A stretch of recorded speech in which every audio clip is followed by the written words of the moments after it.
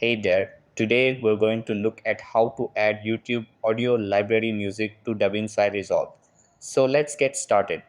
First, go to YouTube and click on your channel icon, then head over to YouTube Studio. After that, scroll down on the left sidebar and click on Audio Library.